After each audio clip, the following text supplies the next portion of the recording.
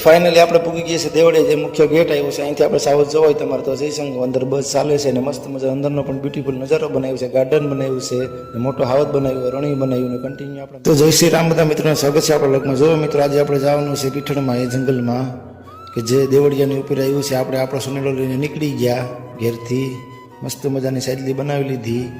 તો ફાઇનલી જેવા આપણે ઘેરથી બહાર નીકળ્યા એટલે આપણે યાદ આવ્યું કે આપણે શ્રીફળની ઠેલી તો ભૂલી ગયા. એટલે ફરી પાછા આપણે મોટરસાઇકલ લઈને આપણે નીકળી ગયા ઘેર તરફ શ્રીફળની ઠેલી લેવા. અને રસ્તે આપણે મસ્ત મજાનો વ્યૂ દેખાણો એટલે આપણે લઈ લીધું સીન, કારણ કે આપણે બાઇક લઈને જતા હતા છૂટે છૂટ.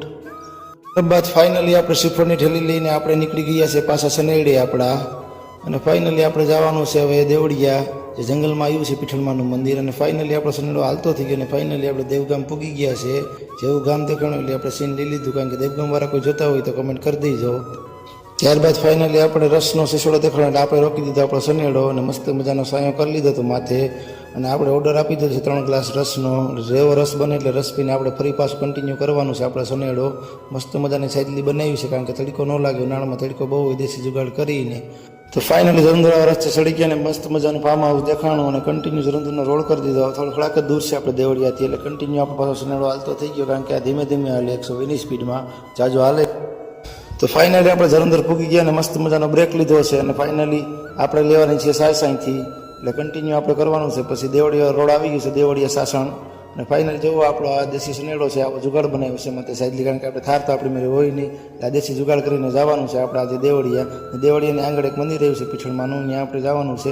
અને આ જરંદર રોડ છે, ત્યાં રસ્તા પડે છે દેવગામ જરંદરથી કોઈ જોતું હોય તો કમેન્ટ કરી દેજો. ત્યારબાદ ફરી પાછા આપણે સાસણવાળા રોડ ઉપર ચડી ગયા અને આપણે કન્ટિન્યુ લોગમાં રહીશું. આપણે જંગલમાં જવાનું છે, જે હાવજવાળા રસ્તા તરફ, અને હાવજ પણ જોવા મળી હંગે. અને સાઈડમાં મસ્ત મજાનો નજારો આવે છે આખો ગીરનો.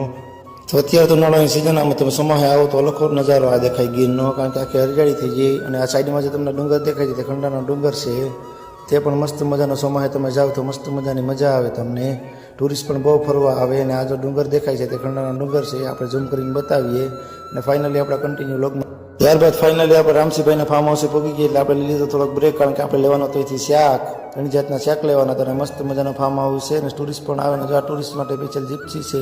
અહીંના લોકો બહુ જીપ્સી ચલાવે, જલંધરના લોકોને ટુરિસ્ટ આમાં બહુ આવે. તહેવાર હોય તેને ઉનાળાના વેકેશનમાં પણ બહુ પબ્લિક આવે. અને આ ફાર્મ હાઉસ છે, રોકાવું હોય તમારે કોઈ તો અહીંયા આવી હોય, ફાર્મ હાઉસની તો કમી નથી.